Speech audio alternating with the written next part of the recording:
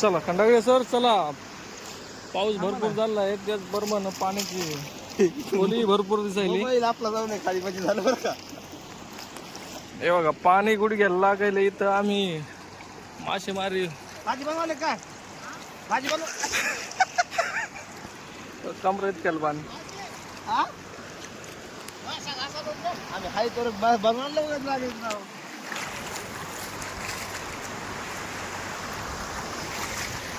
बघू शकता धीरे टाइम दाखवतो काय चला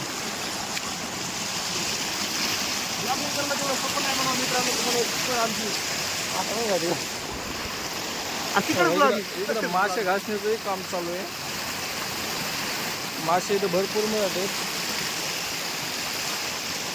काल झालेला पावसाचा जोर आता कमी झालेला आहे. पावसामध्ये पाणी व्हायला लागलेले कमी. त्यानंतर इकडे मासेमारीचा एक टाटवा लावलेला आहे. भरपूर प्रमाणात मासे पडत आहेत इकडं.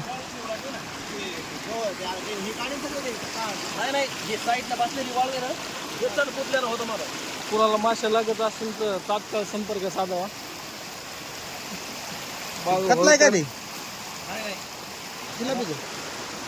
राहू येत राहू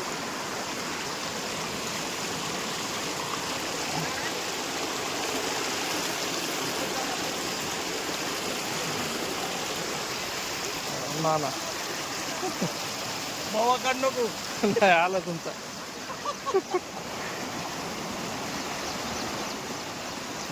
इकडे हात करा ना.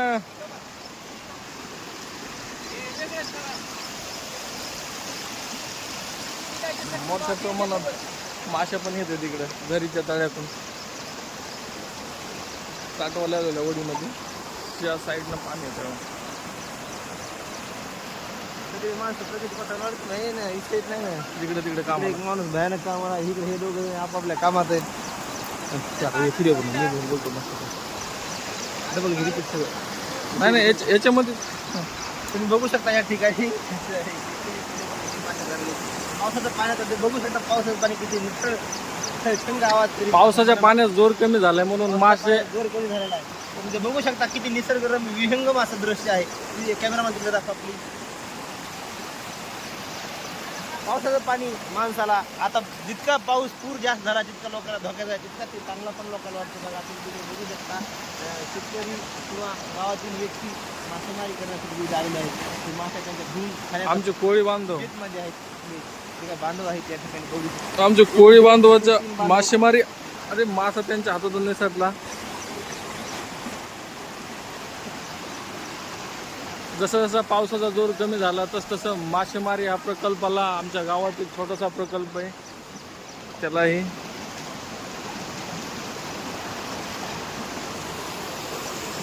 छोट्या प्रमाणात तो प्रकल्प चालू झाला आहे. आणि त्यांनी मासेमारीसाठी 2-3 मित्र या बोलवलेले आहेत. मासे खाण्याचा बेत त्यांनी आता चालू ठेवला आहे.